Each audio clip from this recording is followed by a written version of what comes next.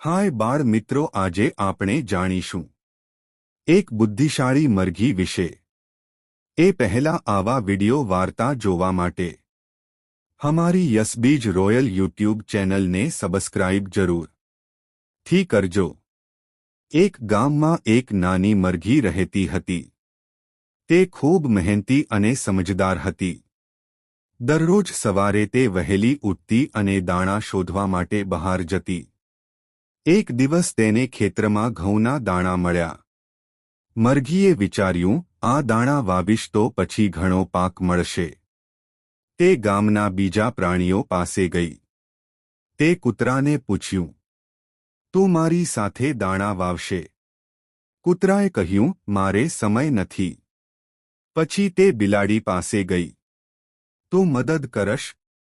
बिलाड़ीए कह्युं, हूँ आराम करूं छूं। मरघी थोड़ी दुखी थई, पण तेणे हार न मानी। ते एकली ज दाणा वावी दीधा। समय पसार थयो अने सुंदर पाक उग्यो। हवे मरघीए फरी प्राणीओने पूछ्युं, हवे पाक कापवामां मदद करशो? बधाए फरी ना कही। मरघीए एकली ज पाक काप्यो, दाणा बनाव्या अने रोटली बनावी।